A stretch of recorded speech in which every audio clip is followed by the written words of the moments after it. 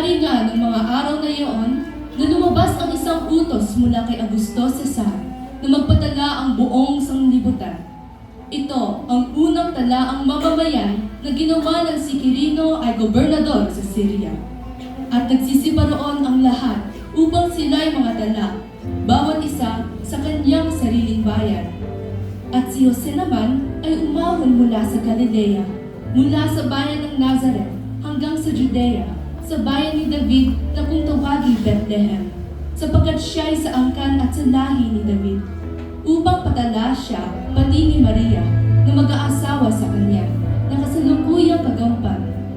At nangyari, samantalang sila'y nangaroroon at naganap ang mga kaarawan dapat siyang manganak.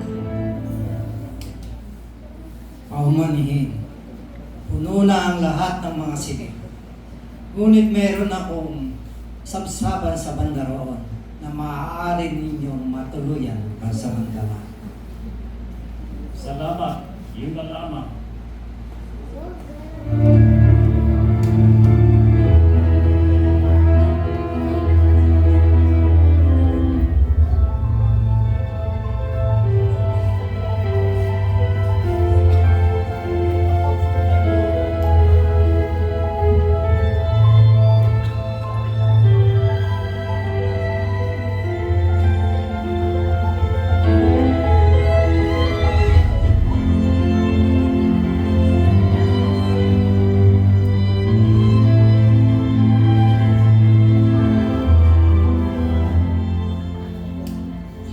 Kanyang ipinanganak ang pangalan niyang anak na lalaki, at ito'y binalot niya ng mga lampin at iniga sa isang pasabsaban, sapagkat wala ng lugar para sa kanila sa tuluyan.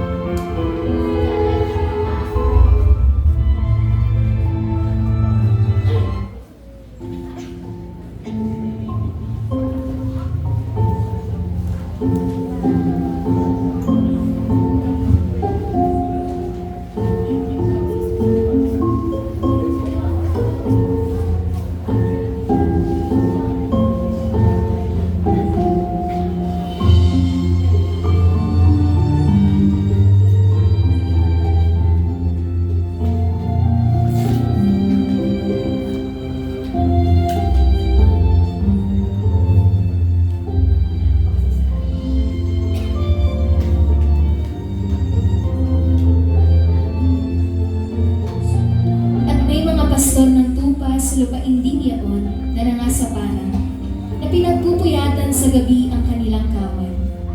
At tumayo sa tabi nila ang isang anghel ng Panginoon, at ang kalwalhatian ng Panginoon ay nagliwanag sa palibot nila, at sila'y totoong nangatakot.